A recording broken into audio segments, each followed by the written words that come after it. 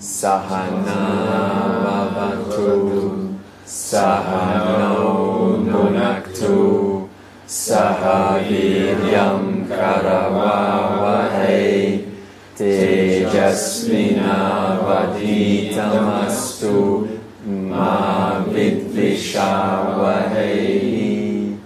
Om Shanti Shanti Shanti. Let's do revision from last week to remind us where we are, and then we will begin the teaching from verse 13 to hopefully 16. Last week I said that I'm going to speak about different sadhanas, remember? So that will be covered in verse 16. If we get to verse 16, then that will be covered. Otherwise, it will be next week. Okay? We spoke of two, because we're in the Jnana Yoga now, in the Knowledge Yoga section. So we spoke of two parts of Jnana Yoga.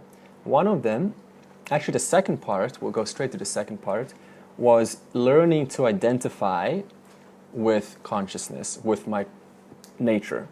That is, learning to identify once I have already heard in the light of the Shastra what is Atman. Atman is awareness, my awareness that is present. In fact, it's never not present.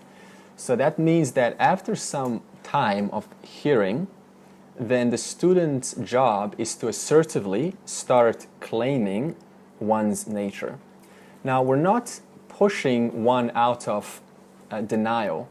It's just like a father who, after some time of seeing a skilled child, his son, the father will start to push the son into moving forward, let's say beyond toys. Not because the son has because the father has any bad intentions. It's just that the father has a bigger picture. He sees where the future is, where there's bigger things to do for the son. So that means the father will naturally start to gently push his son into more mature parts of life. So similarly, this is exactly like that. We're not pushing out of denial.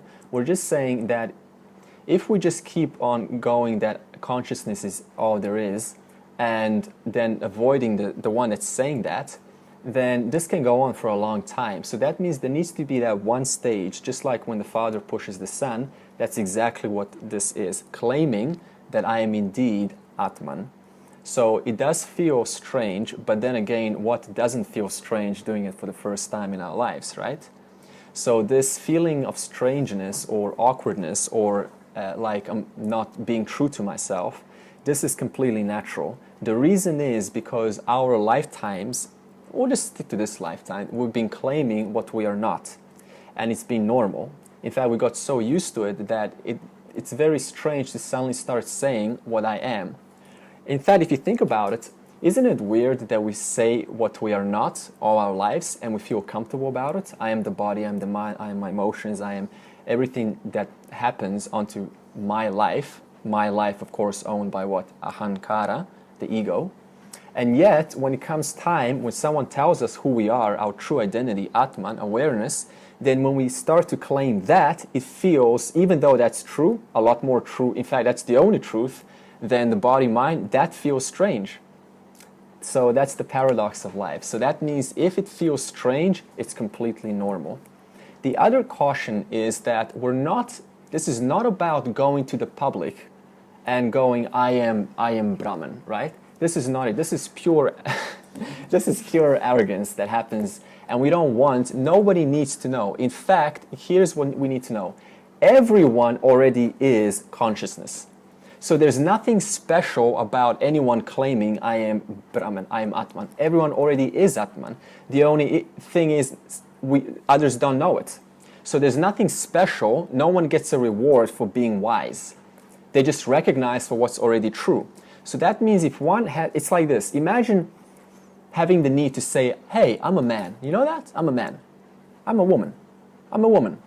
You'd be like, what's wrong with you? It's obvious. So similarly, we don't need to say what is obvious, that I don't need to say my identity because it's obvious. So that means that I can still speak like a normal person in the world, like I as in a person, but silently I know that's just a character. Understand? So it's still being normal. Nobody ever knows anything. Only the wise person knows. In fact, if I start to claim that I am special, then what does that imply? Who's claiming that? The ahamkara. The ahamkara is claiming and taking ownership of the knowledge that I have understood, and it's what? Now it's pride. It has pride of that knowledge. So then it starts to claim that and say, hey, I am special. I am consciousness. So that means that a wise person understands that this body is but a temporary gift to offer it for you. And this gift is a medium of transaction. Medium of transaction simply means that it is here to do its duties for the society, for the family. And it is offered to be used to either be wasted or to be used for the highest purpose. That's really a choice of the individual. That means I can go to partying all my life, and there's nothing wrong with anything, by the way. Just if I spend all my life putting this instrument to something that doesn't really cause any growth, then it's fine. I'm just going to be reborn and going to continue. So everything's fine end of the day. So we're just letting you know that it's a medium of transaction and it's given to you. In fact, if you look at an animal, you've seen like animal life, it's hard, right? The heat, the exposure, looking for food, constantly have to survive, have to find a mate. There's just no guarantee for the animal's survival. So that means to have a human body in itself is a boon. There's no greater privilege in the universe than having a human body. Knowing this, one should use that gift given by Isvara for the highest good. We call this stage 2 shifting the I. Shifting it from what to what? Shifting from anatma to atma. That means shifting the I from the body mind, which consists of my mind thoughts, my mind's emotions, my mind's decisions, to awareness, to atma. And this has to be done consistently, which we will explain how as we go along. I'm just summarizing now. So what's the benefit of shifting the I from body-mind to Atma? The benefit is, if you think about it, if an individual wakes up and is identified with their body, and the first thing they do is go to the bathroom and they go, I look really good, like they look in their characteristics, then what do you think their behavior is going to be outside? Because remember, how one sees oneself is how one sees everyone else. So that means if I wake up and I look at myself and I really am into my physical features, then that means that the first value that I will attribute to a human being, if not the second or third, but at least right on the top, will be their physical features. So that means if I look at someone on their and the looks are very important, that means the looks are very important to me. Why? Because I associate the I with my body and my mind. Similarly, if the I has shifted to consciousness, then if the individual looks at themselves as Atman, then how are they going to look at the world? Consciousness. And what's that going to do? It's going to remove the possibility of arguments or looking at differences. In other words, if a wave looks at all the other waves, the wave is always going to have gossip around how this wave is bigger, this wave is smaller. But if the wave understands that all waves and I are both of what? One essential nature, the water, H2O, then there's no opportunity for comparison. So that's the benefit. That means the benefit is I start to look at everyone as equally. Okay, so then we talked about two selves. Now, caution, there is no two selves. This is just a preliminary teaching just to help us divide between Atma and Ahankara, okay, the ego. We spoke of the lower self, which is the Ahamkara, okay, what's Ahamkara? Someone explain to me? Doer enjoyer. Of what? Of the subtle body. And what's inside the subtle body? The manas and buddhi, the mind. Yeah, and what's the point of the manas and buddhi? What's the purpose of the manas and buddhi? And the chitta and the memory? To function the jiva. No, to have experience, Yeah. to feel, to understand, to hear, everything. So you're right. So that means that knowledge, that experience, created or cognized by the mind, cognized by the senses, of course, the 5 organs of knowledge, which then goes into the mind and intellect, that knowledge of the environment has to be owned by some individual. In other words, that knowledge has to come to a point in order to recognize that knowledge. It's just like if I remove this wall, then you won't know what this projector is showing, right? Because, why? Because this projector has to hit a surface. So this wall is like the ahamkara.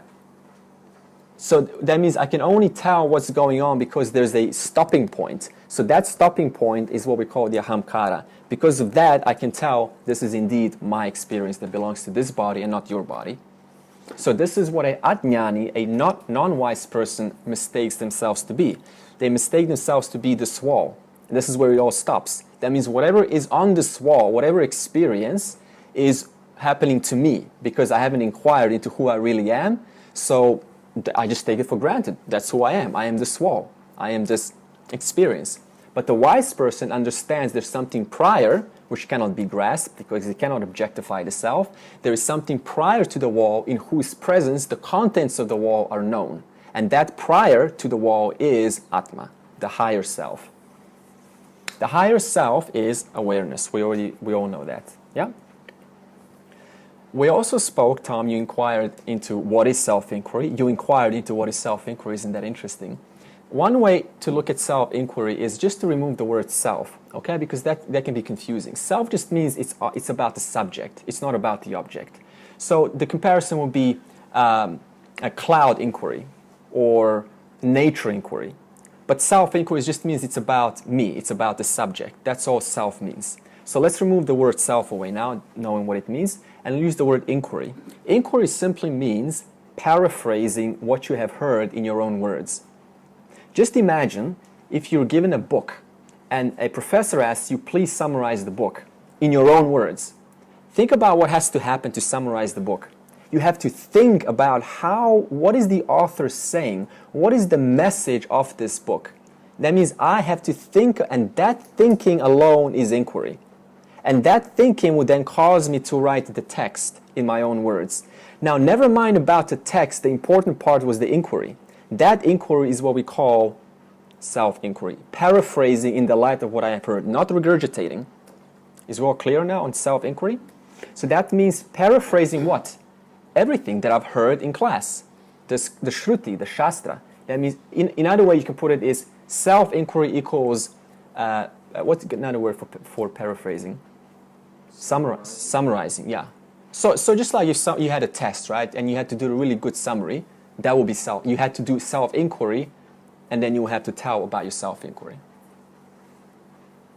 Okay. So that means that when the body dies, which we call the reflecting medium.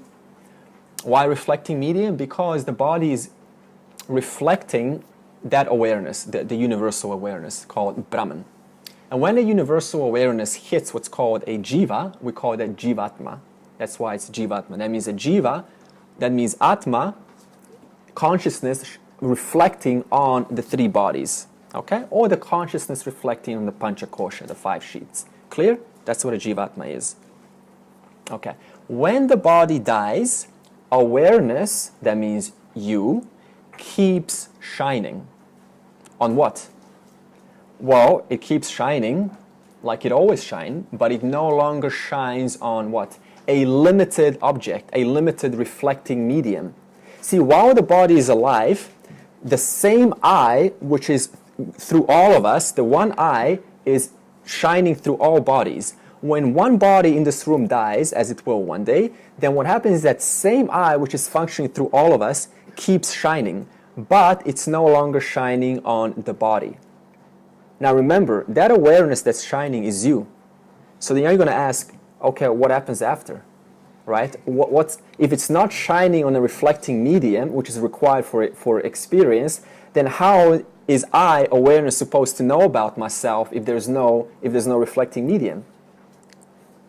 What is awareness? Sat Chit Ananda, limitless. In what the word attribute, in what way is limitless known to you right now? In what way is limitless known to you right now? As a concept. In what? As a concept. Okay, that's true. Sometimes through our silence. Okay, it's also, yeah. Our silence. I'll ask a different question. In what way are you known to yourself? In what way is awareness known to you right now? While the body's alive? Through the senses. Through the body. Through our breath. Huh? Through our breath. Huh? Breath. Through our breath and the sensations in our body. Okay, any more answers? In what way do you know yourself as Atman right now?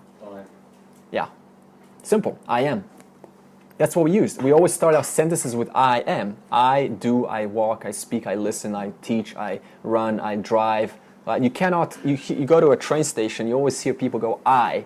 That's the first word that starts with anything. That's the only thing that I cannot give to someone else. If I give to someone else, then who's going to claim the ownership of what comes after the I? So that I remains shining. And what happens when the body dies? Everything that comes after the I, that's no longer there. But the I still remains. Aren't you aware of yourself right now? Right? Of your existence? Are you aware of yourself right now? Can you deny your existence? No. Why not? Because that which cannot deny itself is Brahman, which is all consciousness. So that keeps shining as it always has, and it's as though the person goes to sleep upon death. What does this mean to say, as though a person goes to sleep? What happens when you're asleep? What's the one word we all say during sleep?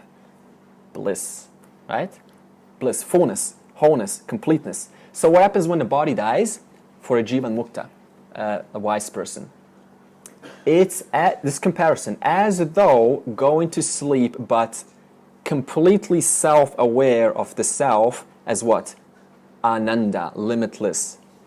Okay? So that means that limitless, which always is no longer being limited by what? The reflecting medium. This is why we feel we're limited as long as we're in our bodies. That's fine, because as long as awareness, limitless, which you are, is reflecting on a reflecting medium, of course there's going to be a sort of a sense of limitation. So it's no big deal.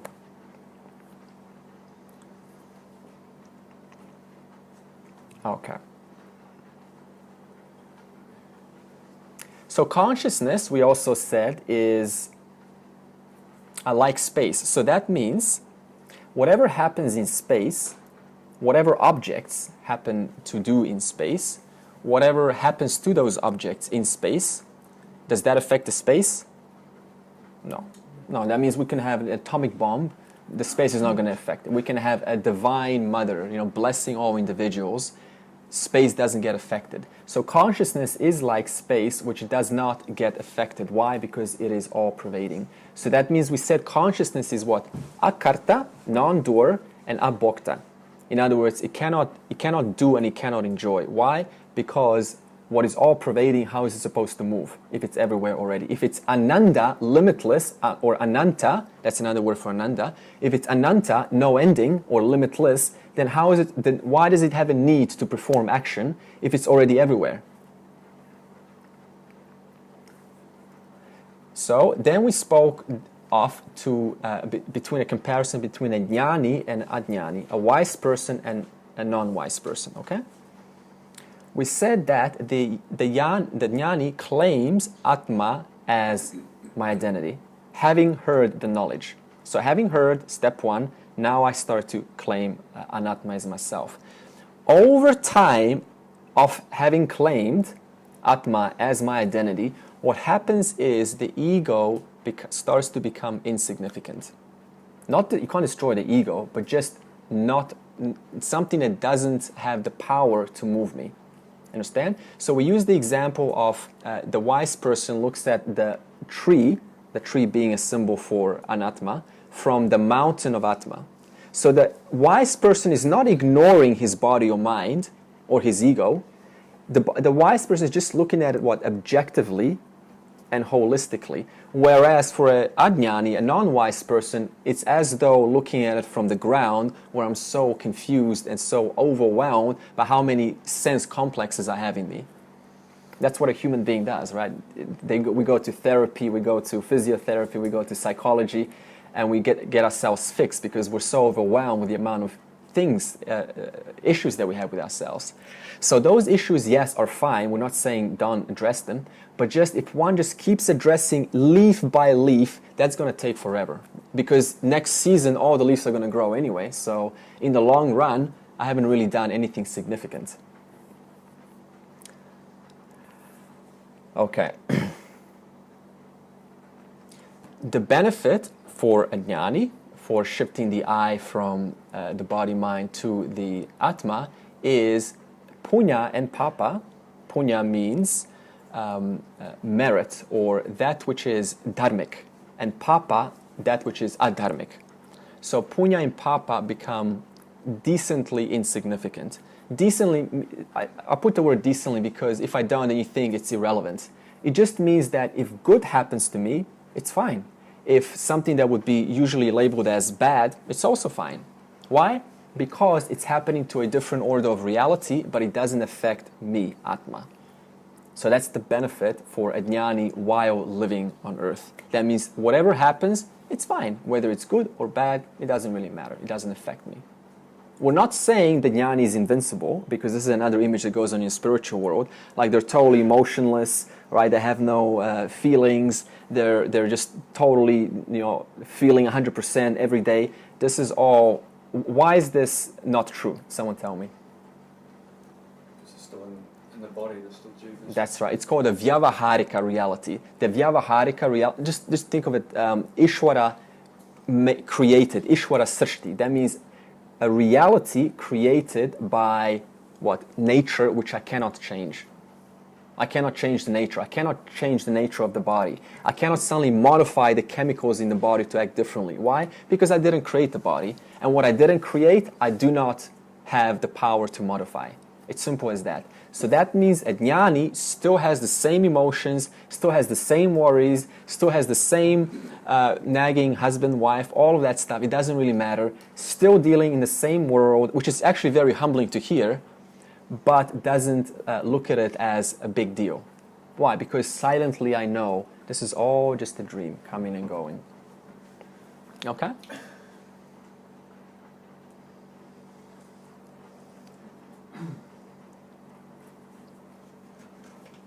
So that means a jnani does not renounce action, but renounces pride of action. This is the big distinction. That means a wise person does not say, I am now beyond this world, so I don't need to act, but simply renounces the pride of action. Now, what does it mean to say pride? Pride. Yeah, I've done it. It's like my actions have caused this. I've done this, and this is what happened. Haha. Right? That kind of pride. That has been renounced. Why? Because there is a disassociation from what? The body-mind, which is subtle body, the ahamkara, to Atman. So the actions still happen, but there is lack of pride of those actions. Which is why we can still look at a wise person and see, why are they working so hard? I thought they were free. It doesn't look like they're free. It has nothing to do with their behavior. It's what's inside, which you cannot see. So this is called, pride we call abhimana. So that means we have, the word is karma, abhimana, sannyasa. You could probably know what that means. If abhimana is pride, karma is action, and sannyasa is renunciation, then karma, abhimana, sannyasa has to mean renunciation of pride, of karma, of action. That's the attribute of a wise person. Okay. The question comes up is, how does one do this? And we just discussed that in one short sentence. But how does one renounce pride of action, right? That's a good question. By renouncing all actions to the field and cheerfully accepting the results, whether punya or papa. I'm going to say that again. Devoting all of my actions to the field. So let's pause. Why am I devoting all my actions to the field? Is this fake devotion? Or is this devotion based on knowledge? You tell me. No, what kind of knowledge? Huh? Yeah, that all indeed here is Isvara. That means I'm devoting. So when I say the field, what do I mean by the field? The environment. What is the environment? Isvara. Yeah. Okay, we're going to talk later that Isvara and Jagat, there's this difference there. Just see Isvara, that which is the all intelligence and all power from which the Jagat, which the world comes. For now we can say all here is Isvara. Okay? So that means I devote all actions to the field and cheerfully accept the results no matter what they are. Now, let's get realistic here. This does not mean my house burns down and I go, ha ha ha ha. Right? It does not mean this. It just means that there's still the same response like an ordinary person, except there's a silent knowing all this comes and goes. You understand? And because of this, all this comes and goes, there's a relief. So in that sense, we can say cheerfulness. Would that relief be in the subtle body? Yeah, because of the knowledge. So the person is relieved. This doesn't touch Atman. But so we're dealing on the jiva level, right? Because the wise person, there's still a body. So for a wise person, because I know all this comes and goes, there's just a genuine relief. I'm not so caught up. Because if I don't think that all this comes and goes, then what am I? My time, effort, and energy is invested in making it work. Isn't that what we try to do? We try to make things work according to our likes and dislikes, and that spends so much anxiety and attention. But it doesn't work. Why? Because by the time I make it according to my likes and dislikes, then it changes already, and my moods also change. So if I create a house and suddenly, 5 months later, my opinion on what a good house looks like, I look at my house and go, I don't like it anymore. Why? Because even the person's mind changes. But the wise person knows even my own changes come and go because they belong to the body. Let alone the world, but even my own mind, my own intellect changes. Because of that knowledge, I'm not so adamant, I'm not so persistent in trying to constantly modify the world according to my likes and dislikes. So if you'd be working on creating something and then somebody else comes along and really appreciates this thing that they're looking at and says to you, you should be proud of yourself, that's really wonderful. A better way to feel for you is rather than basking in some sort of pride, would be to actually enjoy the enjoyment that person is getting at that moment and just enjoy that alone. Yeah, Martin's got great points. Here's a test question. If in the spirit of karma yoga, which will be a test today, which we will get into a group, if in the spirit of karma yoga you do something very well and someone just says, they thank you, they're like, oh my God, you're so wonderful, you're so good, you're so bright. How do you handle this without accidentally taking pride? Because it's very easy to go, oh yeah, thank you, it's me. How do you handle this in the spirit of karma yoga?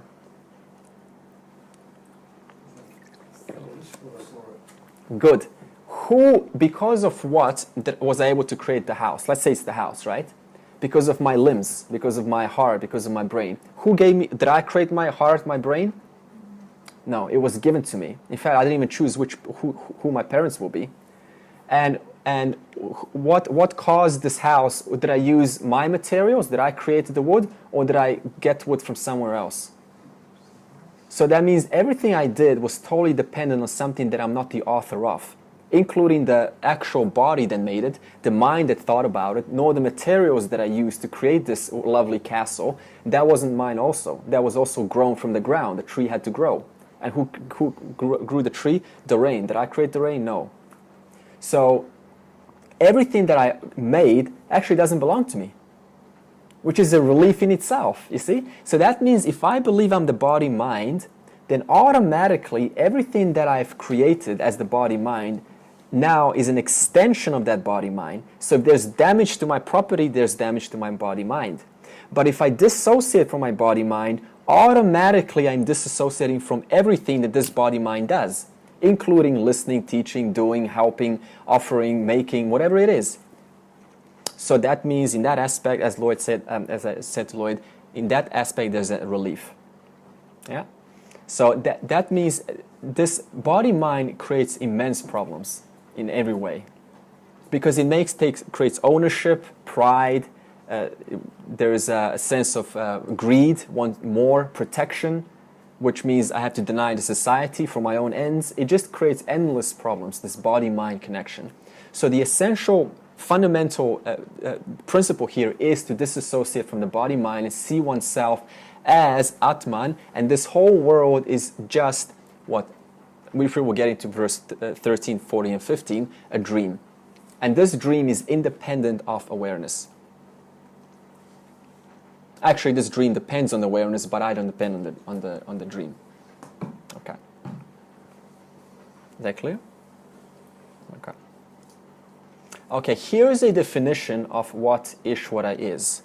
Please take this down. Because we speak of Isvara, so here's a little bit more of what Isvara is. Isvara is 3 principles. Number 1, Jagat Karnam. What is Jagat Karnam? I'll give you, without telling you, I'll give you an example. There's a seed, an acorn seed, and it grows. That is Jagat Karnam. What is Jagat? World. What is Karnam? Maker. Who made that tree? Orders of Isvara. What happened to that tree? Can we call that tree a world? Yeah, it's a world in itself. A leaf is a world in itself. An insect is a world in itself. This world is a world in itself. In fact, Jagat means nothing but scheme within scheme. What do I mean by scheme within scheme? For example, there is a scheme of what? Molecules. There's a scheme of atoms within molecules. There's a scheme of molecules that make up the organ. There's a scheme of organs that by putting them together make up the limbs. There's a scheme of limbs, which is a world in itself, put together that make up a human body. There's a scheme of human body which relates with the air, and the air relates with the trees, and the trees relate with the bacteria to release oxygen, and so does depend on the ocean. So that means the whole nation is a scheme of the country. The country is a scheme of the planet. The planet is a scheme of the solar system is a scheme of the galaxy is a scheme of the universe. It doesn't end. So that means micro within micro within micro, or macro within macro within macro. It depends from which point of view you're looking at it from. So everything, Jagat, is scheme within scheme, depending from where I look at it from. So that means everything we see here and experience is nothing but these schemes put together, working together to create what we now see. So first is Jagat Karnam, creator of the world. That's what Isvara is. Creator of the acorn tree, creator of a newborn baby, creator of oxygen, creator of everything. Second is Karma Phala Data. Karma Phala, P-H-A-L-A, Phala Data, D-A-T-A. Karma Phala Data, that means karma, action, phala, fruit, and data is a giver. So that means Isvara is the give. Before I answer, Isvara is this. This is what karma phala data as an example. I have a ball and I drop it. What happens to the ball, the tennis ball? It gave me a result. What? It bounced. So what I do? I applied action, and then once I applied action by dropping, everything afterwards I didn't do, did I? What took over once I opened my hand? Laws of gravity, laws of velocity, laws of electromagnetism, laws of all of the different laws from that moment took on. That means karma phala data, the giver of the fruits of actions, is that which is the totality of all the laws and orders put together which make my action possible. If I open my mouth high, what just happened? The vocal cords made a sound, The sound used air in order to what? Move at 1,000 plus minus kilometers per second to reach your ears. Did I set how fast the sound goes from my mouth to your ears? No. Who sets that? Jagat Ishvara, which is what? Jagat Karnam. The maker of these laws and the facilitator, the karma paladata, the giver of all of the results that happen in every moment of our lives. Is that clear? Who determines how fast the speed of light goes? Not we, karma, Jagat Karnam, the creator of light. What happens when the light hits the wall? It reflects. In other words, the action created, the Jagat Karnam, the created world of light, hits another, they have a contact, and what happens? Results. Those results equals karma pala data. Okay. Third is Dharma Raja. This is the third principle of Ishvara. Dharma Raja. What is Dharma Raja? What is Dharma?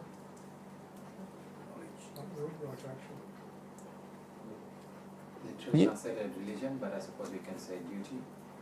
Okay. Dharma, you can say that which is inherently, what is nature. The nature of an object is dharma. The nature of the universe is dharma. So Dharma Raja, that means that one who sets dharma, the king Raja, the king of dharma. What do I mean by this? Example. Let's say, I'll give you an example. There is a wave, okay, in the ocean, and all there is the water. Now the wave doesn't know this. Why? Because the wave is a criminal.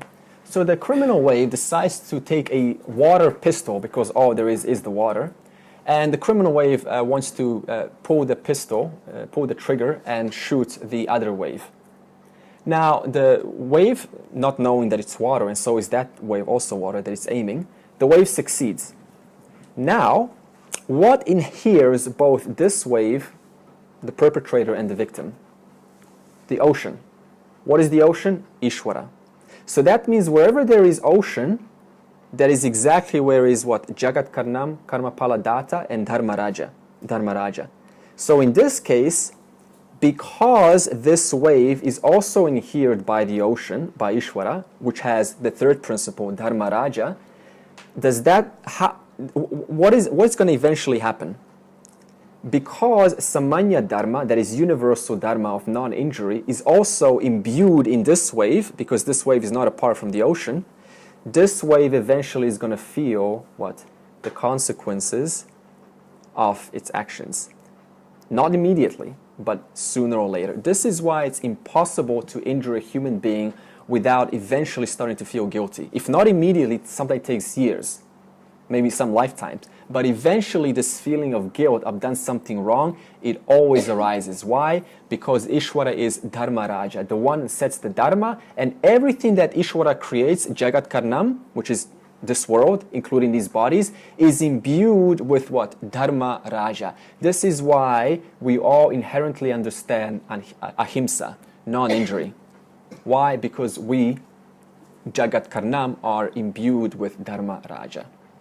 So that means no one is apart from Ishvara, no different than the wave is apart from the ocean. In fact, it can't be apart from the ocean. There's nowhere else to go. There's only the ocean. All right. Now the teaching begins. This was all summary.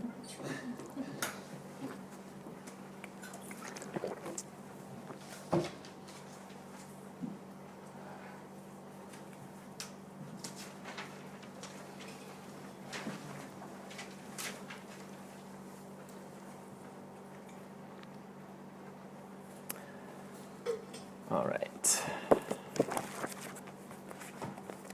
So we're all going to do verse 13, chapter 5, verse 13. Okay, together. Sarva karmani manasa sanyasyaste sukham vashi navadvare pure dehi naiva kurvan nakarayan.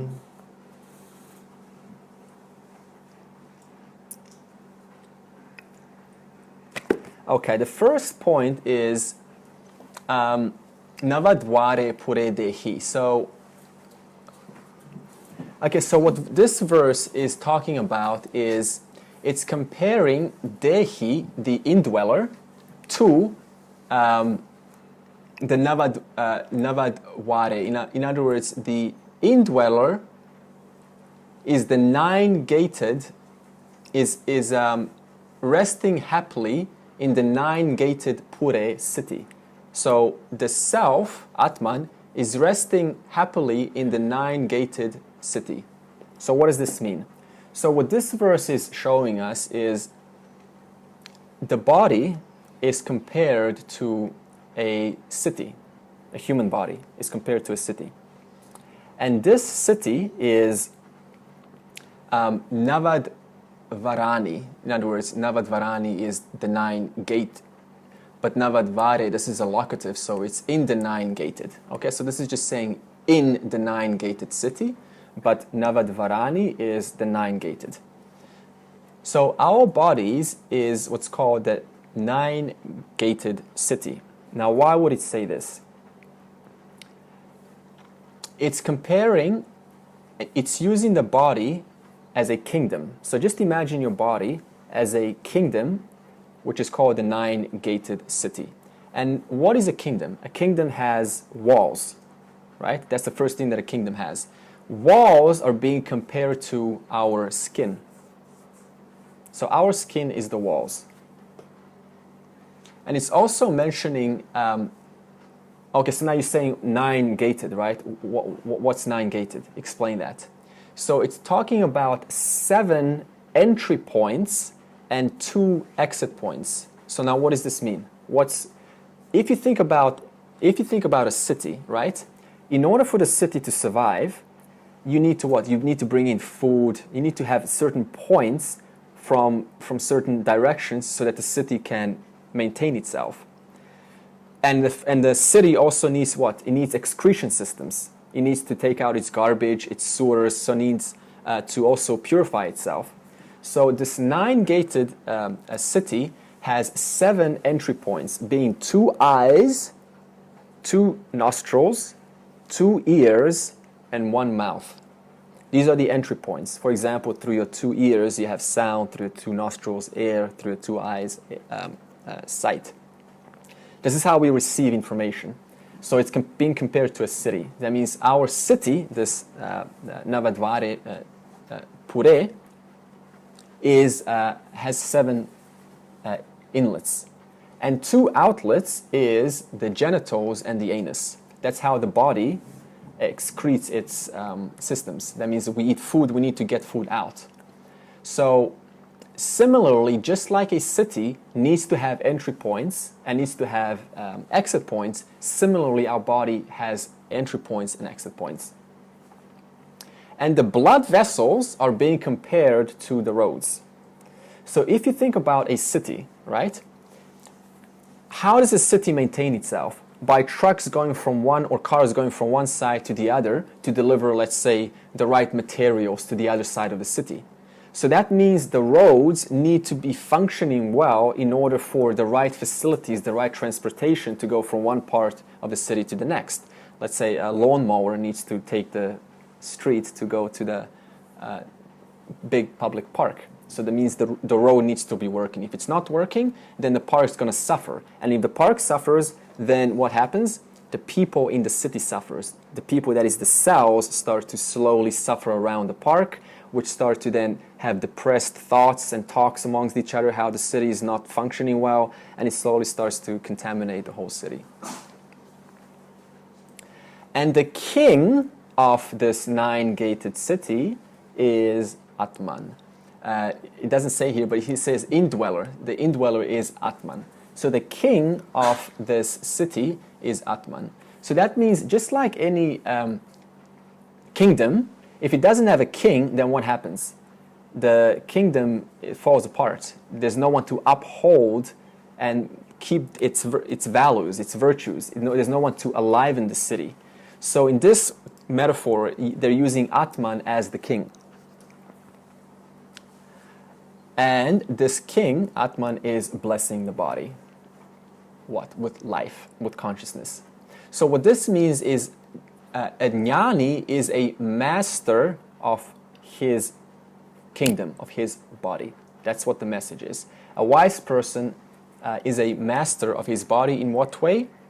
A jnani is a, here comes a new word, a sakshi bhava. You've heard the word sakshi before. Sakshi bhava is, you can translate it, bhavati is he is, but we'll just say sakshi bhava. So you can translate it as being an eyewitness. So a jnani is being an eyewitness to his kingdom, who is happily, what? Resting in the nine-gated city, and is what? Illumining the functions of whatever is going on in the city. So just like if there's trouble in the city, someone needs to report that trouble, right? That someone needs to be there. If that someone's not there, then there's no one to report anything. So the fact that you can always report your city and all of the traffic jams that happen and the various conditions implies there has to be someone that's always present in the city, always looking. And that always looking is what's referred to as Sakshi Bhava. That means the illuminator of the city, the one that's looking over the nine-gated city. Now remember, here's the important part. This Atma is happily sitting in the body, implying what? That is not the body, because if you're happily sitting in the body, you cannot be the body. So that means that for a ajnani, a non-wise person, if I've not been told that I am not the body, then whoever is sitting in the body is going to be at first chance taken to be I. And what's the first thing that's sitting in the body from the moment of birth? Ahankara. It's a survival mechanism. It has to be there to own the experience of the individual. So that means the ahankara is sitting in the body for a non-wise person. A wise person, the ahankara is still sitting, but the wise person knows I am the illuminator of this ahankara. So nothing really changes. It's just the focus changes from one to the other. Ahankara is ego. Yeah, we use doer, enjoyer. Yeah. Okay, now it says also naiva kurvan nakarayan, which means it's that one that is happily sitting in the body is neither performing action nor causing others to act. Now this is a new topic that we're going to get to. The word action has two parts to it. When I say action, one is direct action.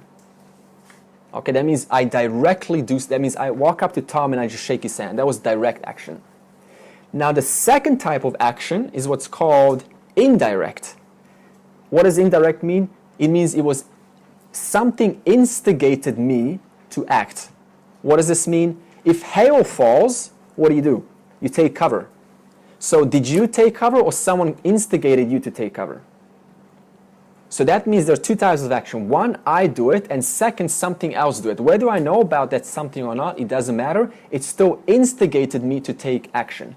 So that means direct means karta, direct action, karta.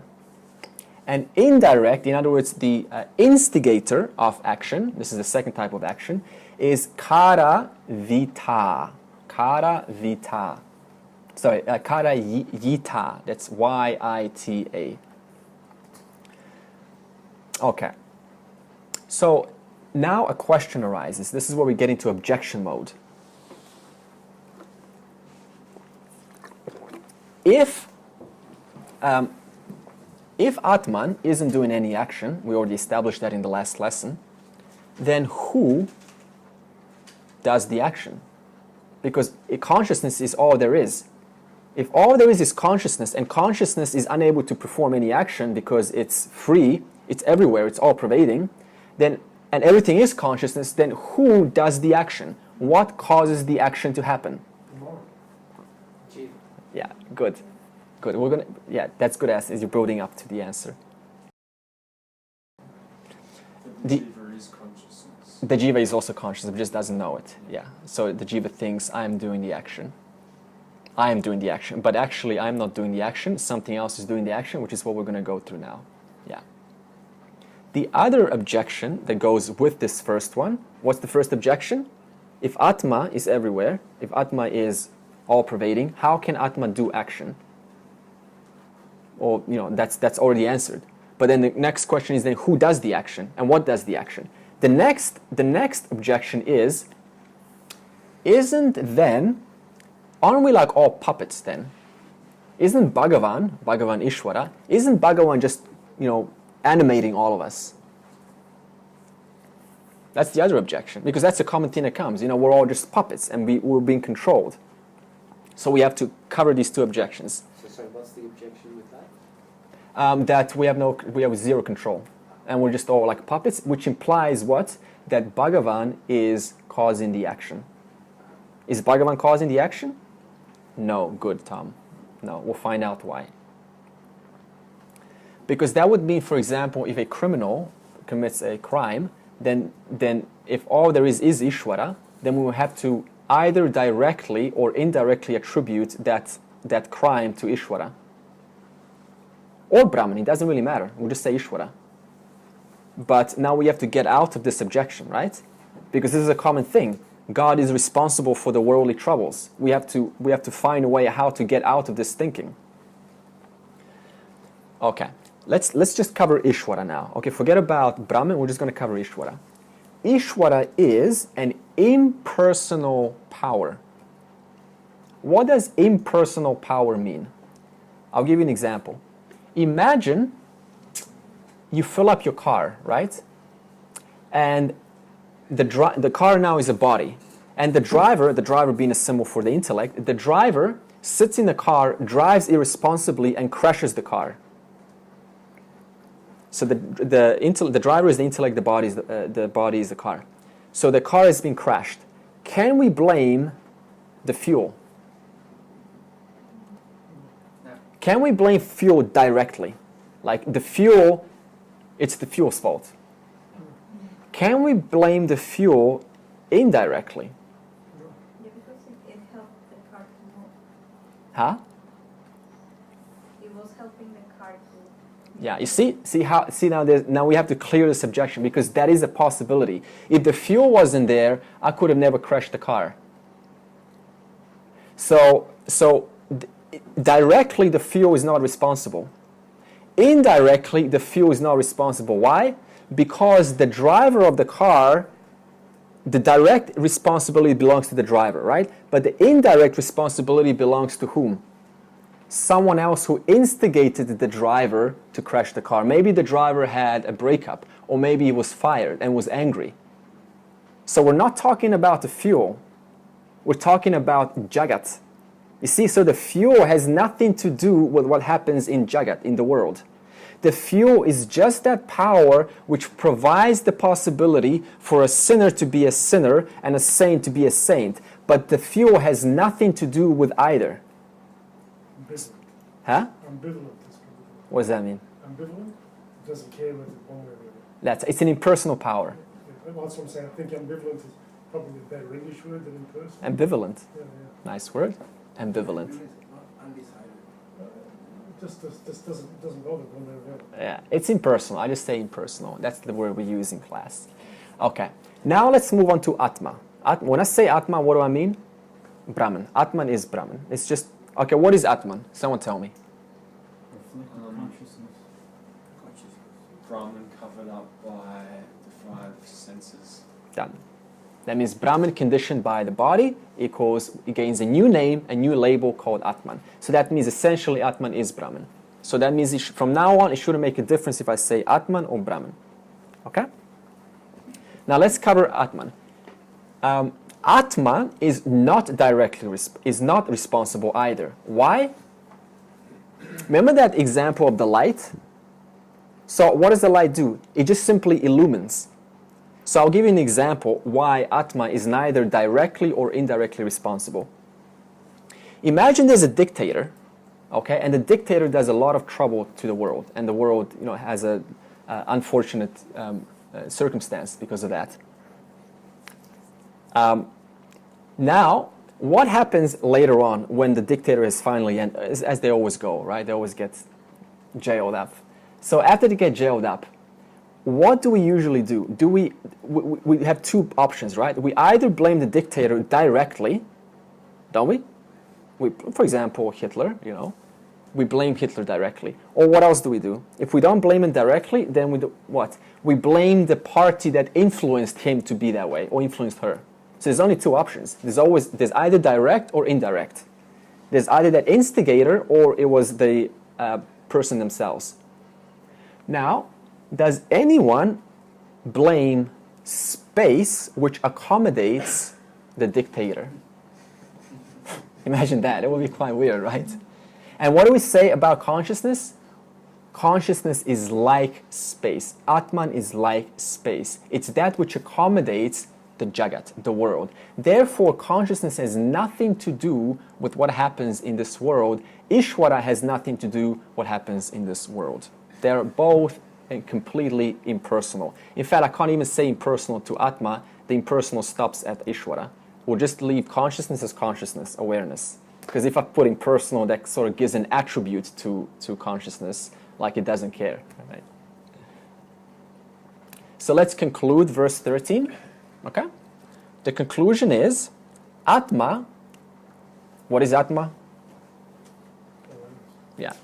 When I say Atma, awareness, self-existent, Atma doesn't create anything. It has no karma pala. It has no results of its actions. It has no punya papa. Why? Because it cannot create anything. It's all pervading. So what doesn't move cannot have any action. What doesn't have action cannot have any consequences of the action. Therefore, it cannot accrue or occur unto itself any punya or papa. And it has no interaction between the karma and the karma pala, between the action and the results of action. The action and the results of action belong to what? What's the action? The driver. What's the results of action? Crashing. That belongs to what? The world, jagat. It has nothing to do with Ishvara or Atman. And we also said the ahamkara is the doer or the doership, the sense of owner of the experience. That sums up verse 13. May I ask a question? Rock, paper, scissors. I'm a little bit confused because I sort of remember you saying that Ishvara is responsible for everything in a way. So, and that everyone is innocent of their actions. They're just following their nature. And Yeah. Just wait for verse 14 and 15. We'll talk about nature. so you were trying to put some blame onto this driver who crashed, and I'm just thinking, isn't We're not even giving blame to the driver or the. Why are we not blaming the driver? Because let's say the driver let's say it's an indirect action. Let's say the boss fired the driver. Isn't now the boss's fault? But can we really, because see, it doesn't stop there. There's infinite variables extending back, because who made the boss think that way to fire this person and not someone else? There was another instigator of that. And then what caused the instigator of that? So nobody is to blame here. It's a totally impersonal power. It's like this. One wave in the ocean, right, has a very high tide. Can you trace the origin of why that high tide is there in an ocean? Impossible. There's far too many circumstances, pressure from the north, southerly winds, all of these combinations are working together to create this high tide. Impossible to trace back the action. Now remember what we say about ocean is what? Ishvara. So can Ishvara, the ocean, be attributed to the high tide? Could you not say the inverse, that it has to be responsible? it Because all it can't. Okay, Ishvara is that principle which provides the laws and orders for the high tide to happen. It is independent of the high tide. If I drop this in this world, Jagat, what helped this thing to come down? Gravity. That gravity is provided by Ishvara. So it's impersonal. That means if I go up a building and I jump, I will die. right? Why? Because the law of gravity is there. But if I go up a building and I don't jump, then I don't die. So that means that gravity is impersonal. It's just there. It's up to me to use it. I can kill myself with it. I can cause damage with it, or I can create good things with it. Like I can use gravity to, launch a rocket. So gravity is just an impersonal power that's there whether I like it or not. How I make use of it, that is up to me. So that means what?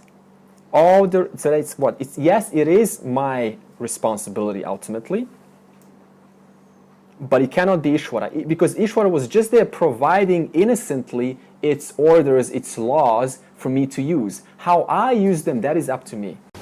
Staying with the car analogy, it's probably better to say that if you were driving a car down the road, came to a bend, and there was another car on your side of the road the wrong way coming towards you, and you crashed, then you can't blame the first driver, because in terms of, it's different when you say the boss fired him, because you can sort of blame the driver because he wasn't thinking straight, whereas this way around, circumstances were just completely outside of their control. Think about this one more. This one is some reflection, okay? You said in terms of who actually does the action.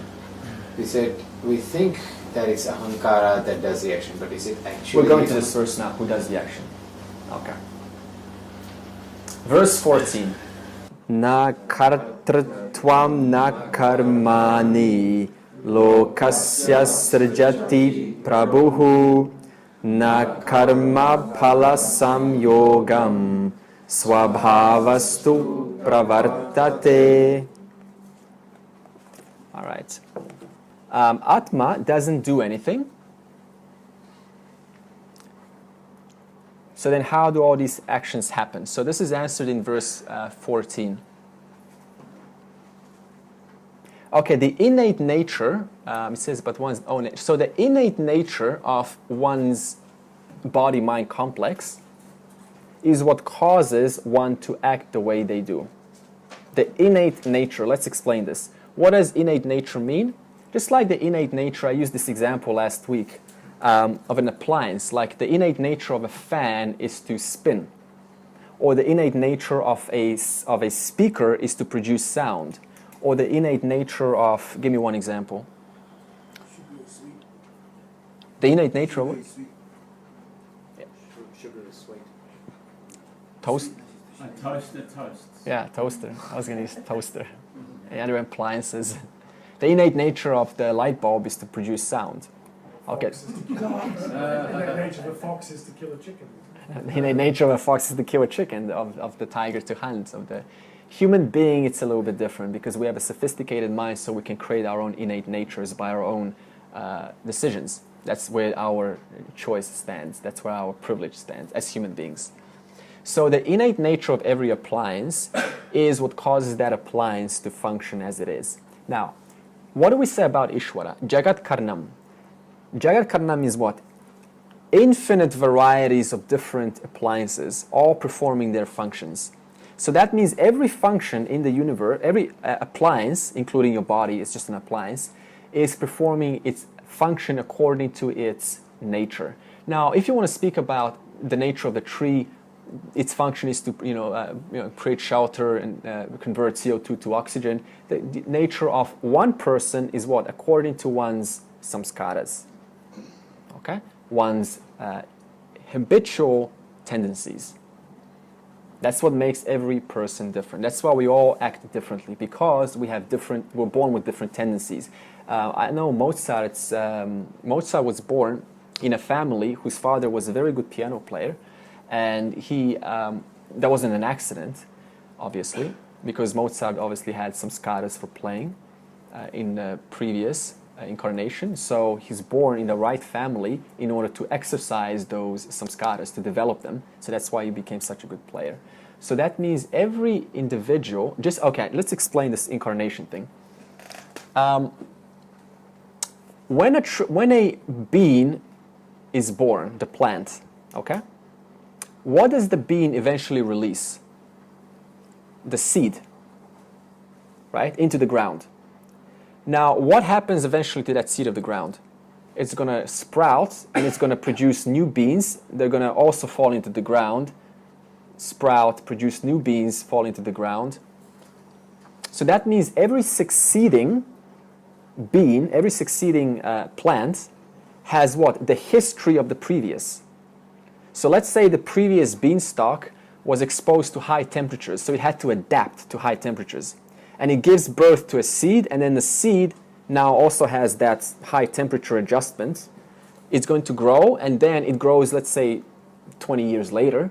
And now 20 years later, it's very cold. So now it has to adapt to cold. So now it has adaptation to heat and cold. So this just goes on forever. So similarly, a human being's samskaras are just in the same way like these constant seeds being grown from the previous incarnation. That's why we are today the totality of infinite incarnations that have happened previously. Just a very simple example of incarnation. So it's not mystical. So that means that electricity, like electricity, it what? One electricity flows through all appliances. And it what? One electricity blesses all appliances, does it not? So that means if this appliance is faulty and somebody comes near it and this appliance damages another appliance, can I blame electricity? No, that means electricity is a totally impersonal force, a power, which just simply blesses the appliances. How the appliance is trained to think or to do or not to do is entirely up to the samskaras of the appliance. It has nothing to do with the electricity. And that electricity is being compared to what? Atma. That which blesses all bodies, all objects in the universe. So it just simply blesses. That's all this verse is saying. And it's also saying what causes the nature of humans, what causes the nature of everything? One's inherent nature, just like an appliance. Because we said Jagat Karnam, that means the creator of the world. So that means whatever's created has a particular attribute to it, and that attribute will be flourishing itself while it's imbued with electricity, or in this example, consciousness.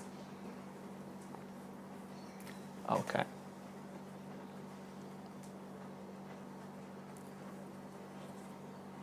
Verse 15.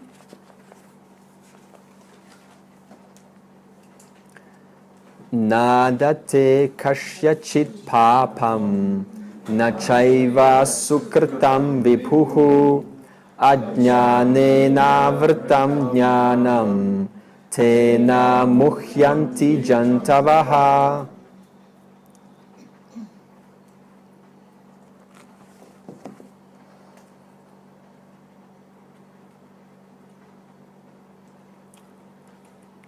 All right. Okay. So we said like space, it's unaffected by objects and the interactions of those objects. So not only of the objects, but also how interactions of those objects work together totally does not affect space. Okay, we all agree with that.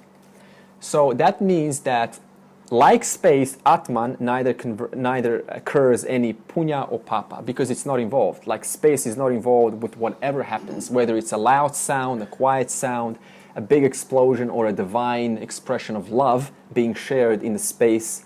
Space completely is just impersonal. It just it accommodates the world. Okay. Story. Smart criminal. The smart criminal commits a crime. And we'll just put it, what did he do? He stole something. He robbed the bank. How about that? Okay? Smart criminal robbed the bank. And the smart criminal has read the Bhagavad Gita. Now, the smart criminal is in the court, and he has to explain himself. And the smart criminal says, "Judge, please don't arrest me. I didn't do the crime. I was just a sakshi bhava to the whole thing. My body did the crime. You know, I witnessed my body performing the actions. It was a fantastic view, but I didn't do anything. This world has nothing to do with me. It's all just jagat, it's all just a dream. I'm just the witness of it all." So the judge kind of listens to this and goes, "Oh, he's a smart person." And the judge tests the criminal, says, "Okay, you're right. In your presence as the sakshi bhava, you indeed have witnessed this crime going on, no doubt. In the presence of Atma, this crime did go on. The body did break into the vault and it did extract the money. So that is why I'm not arresting you, I'm arresting your body-mind.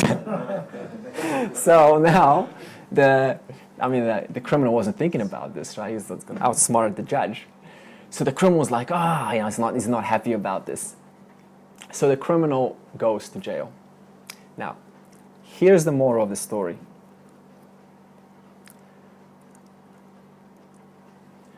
If the criminal was truly identified completely with Atma, would the criminal have committed the crime? No. Why not? Adamic. Huh? Adamic. Yeah, good. And why else? There's another... Huh? There's nothing to gain. Excellent. There's nothing to gain. Okay, so raga, dvesha, attractions, repulsions, belong to what? The subtle body. Now, if the criminal was truly disassociated from the body-mind, that is the subtle body, then this who has to gain does not... What? Who has to gain? The ahamkara. But what did we say earlier? The jnani is one who identifies with Atma. Ajnani is the one who identifies with ahamkara. So this means this criminal is what we call partial identity. Very dangerous. Partial identity is where the knowledge is sort of been established, but it's still not firm, which causes the individual to then float around in some artificial created world. It's very common, actually. And this is extremely dangerous. So, nothing to gain. So that means the one to gain is what? The body-mind. And who owns the gaining experience? Ahamkara. So that means a truly wise person, what do we say? The mountain of Atma is not associated or overwhelmed by the tree of Ahamkara. Therefore, it is impossible to perform the crime as a fully realized person. Because who's there to gain? Only a body-mind has something to gain. Understand? So here's the message. It takes years to dissociate from the body-mind. This is the message. We're not here in Vedanta to say, just listen to this and, I'm Atma now, I can speak as consciousness. My journey's over. This is extremely unintelligent way to look at it. Because our I has been associated with the body-mind for decades. To suddenly expect a sudden shift is completely unrealistic. So that's what happened to the criminal, right? He thought he read the Gita and now he's free. I can just do whatever I want. I can go there, I can do this, I can get that. It's not mine, it's just the world, it's just a dream. This is not what we're talking about. So the message is remaining humble no matter what. Because as soon as we start talking about Jnana Yoga, how I am consciousness, a small ahamkara, arrogance, can partially start creeping in and start kind of putting itself higher, and I'm independent from this world, and it produces extremely damaging results for the individual and those whom individual associates with. I like how James put it. He said to me very clearly, keep your head down, do your sadhana. This is a personal journey. Don't tell anyone what you're doing. This is between you and yourself. Keep your head down, do your sadhana, and pray to the Lord that this knowledge is firmly established. Very humble. No one is going above or below. Just, I'm still here as a body-mind. Isvara is the big, the ultimate being here, not anyone else. For that reason, keep your head down, worship your actions to the field, and just pray for the best. It's very humble. It's not some, I'm a jnani, I know this and you don't. It's got nothing to do with that. So this humility, humbleness is the most important. I said a statement before, and that is, dharma trumps moksha any day. Because nobody needs another enlightened person walking around claiming how they know something, but we do need someone to be an example like Mahatma Gandhi to help us as an example lead the society into what we call dharma, into the right action, right attitude. Yeah, so this is the message of this criminal. I Okay. have a question. Yeah. Can the jiva still be attracted to something, say the opposite sex, Yeah. and still follow that action, Yeah. and that's all G, that's all good. Yeah, perfectly fine. Vedanta is never going to say what not to do or not to do. Because who is a person to restrict or unrestrict things being done in the first place? See, a jnani is the one who knows, sees things as they are. Not putting higher value or lower value, high value onto scriptures, lower value onto copulation. That is not what this is about. Because what is that? Who's doing the higher value, lower value? Ahankara, according to what? Its likes and dislikes. According to its samskaras. So this has nothing to do with restricting you or unrestricting, just seeing things as they are without getting lost in it. You understand? It's a very simple answer there. I've been aware of Dharma. While being aware of Dharma. Be aware of Dharma, there's no problem with anything. Because it will automatically purify one's effort into something that's a lot more pure than something that has carnal desires. Yeah. So it's still there, but it's pure. Yeah, we're never gonna, yeah. So you move from dharma to moksha. You can't reach moksha straight away. That's correct. And even in moksha, dharma is always the king, because there's still a body here. Yeah. So that means dharma has to be there no matter what. And then from that aspect, because what is karma yoga? It's nothing but dharma, following dharma. Can you take that idea to things like even drugs and alcohol? Yeah, that's why we're not going to accept any alcoholics in Vedanta class, because anything can be misconstrued or taken in the light of my likes and dislikes. You see? Anything. Even I'm free and this world is just a dream can be taken as, oh, I can now do whatever I want. But who's doing that? Likes and dislikes.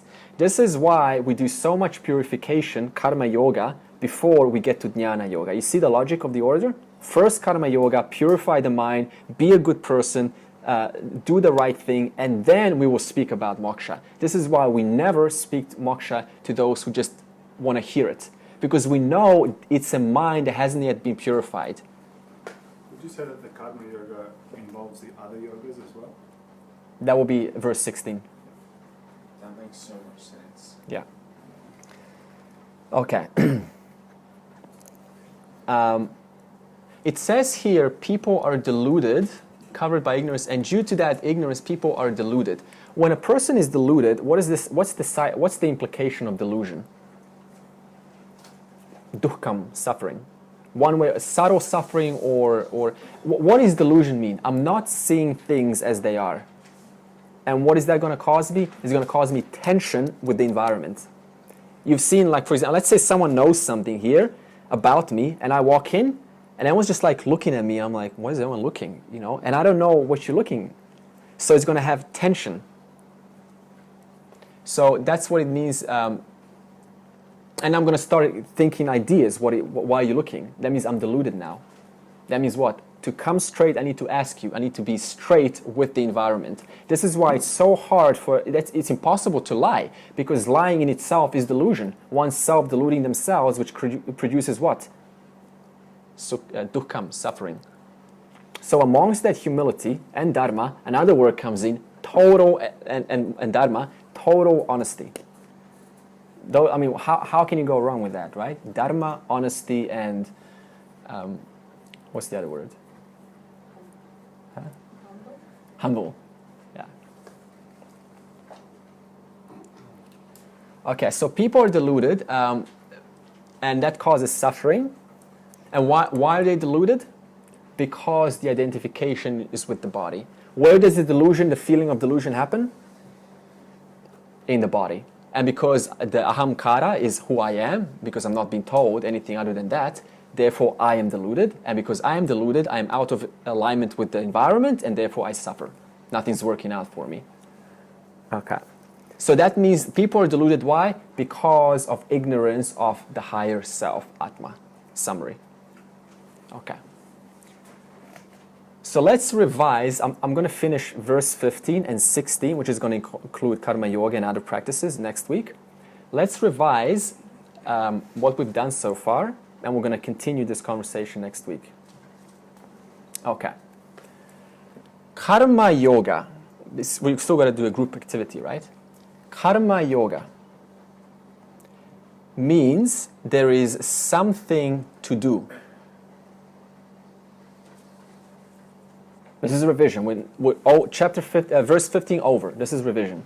Karma Yoga, there is something to do. Jnana Yoga, there is something to know. Now, in order to perform Karma Yoga, what does Karma Yoga consist of?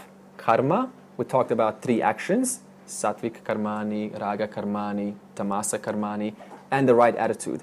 So what does this mean? It is impossible to perform Karma Yoga unless I've been educated what Karma Yoga is. So how does one perform Karma Yoga? By having knowledge, being told what Karma Yoga is. Otherwise, what's going to happen is, as I've observed, is Karma Yoga gets taken in the wrong light. For example, Karma Yoga equals working for someone in some ashram and, for the benefit of the whole world. It's got zero to do with that, even though it's one little aspect. But if that aspect is being done at the absence of what Karma Yoga is, that has no fruit, that action, because it's just doing it for someone else. I don't even know why I'm actually doing it. I have to be told I'm doing it because everything is Isvara. You understand? This is why it's important to know what Karma Yoga is before I can actually perform it. Otherwise, I'm doing it for the ashram. But what's the difference between the ashram and the soil and me and the clouds? It's all Isvara. So that's the difference between knowledge and lack of knowledge. Okay. And knowledge of Atma. Okay, so Karma Yoga means knowledge of Karma Yoga, no knowledge of Atma. In stage of Karma Yoga, we are not interested in knowledge of Atma. Why? What's the purpose of Karma Yoga? To tame the ego, to tame the ahamkara. Because the ahamkara likes to take ownership of the results. And what is Karma Yoga?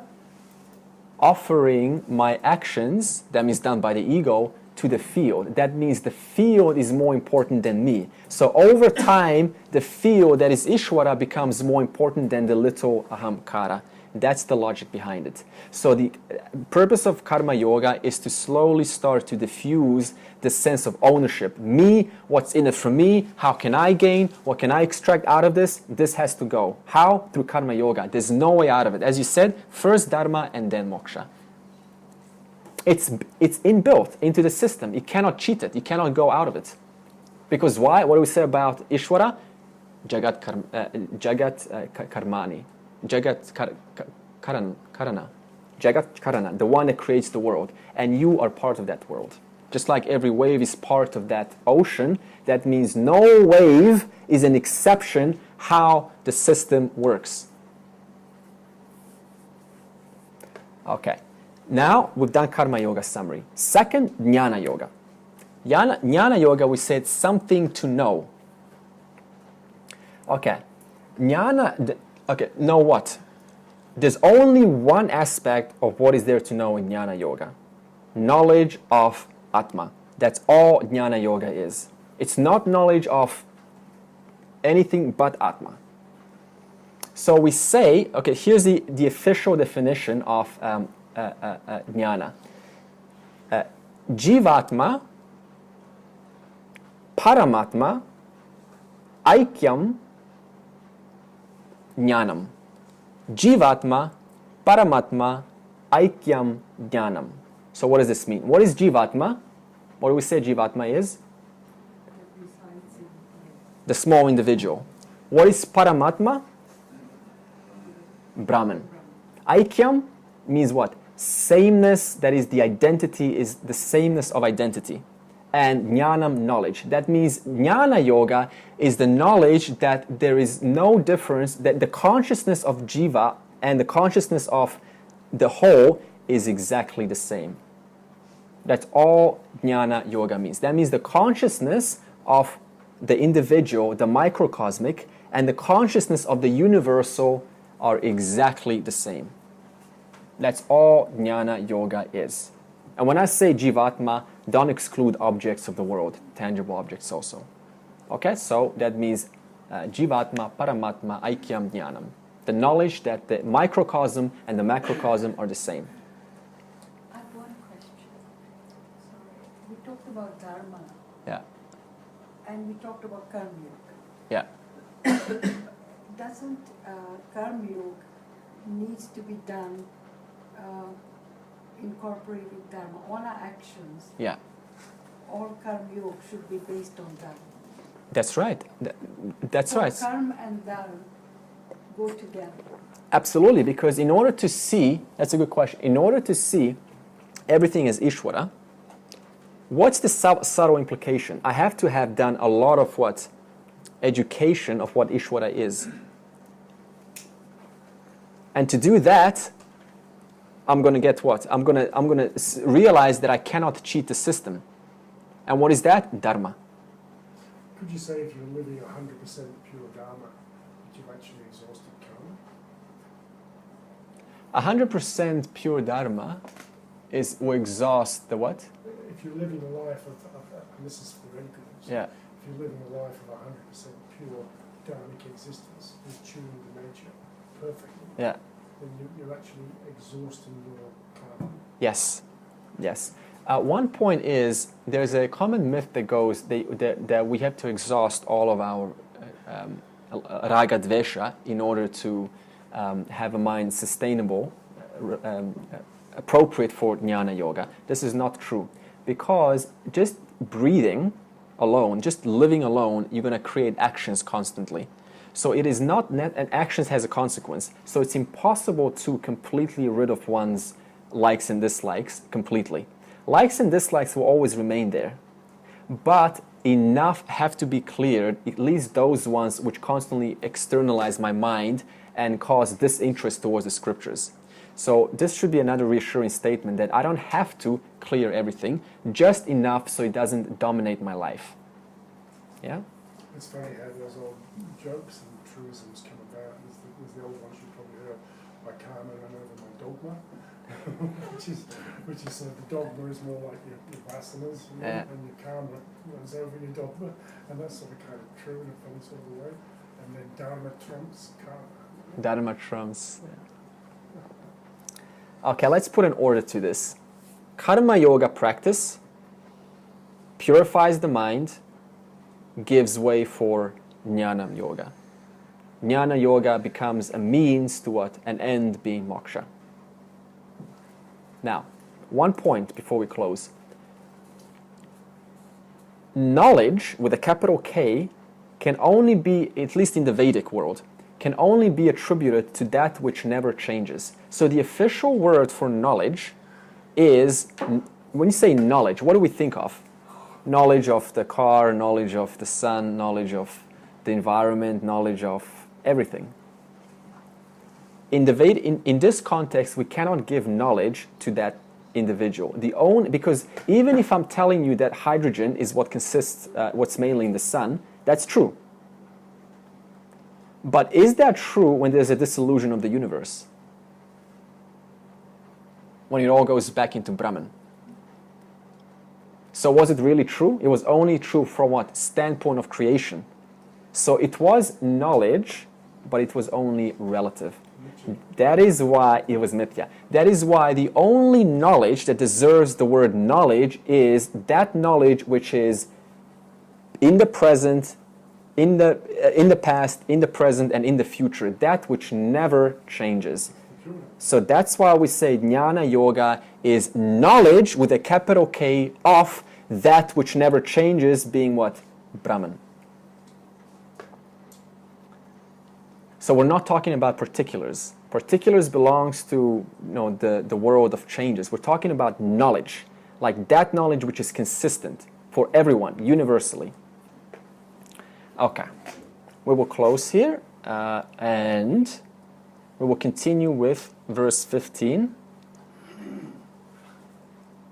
which will include, what we're doing now is the cause of ignorance.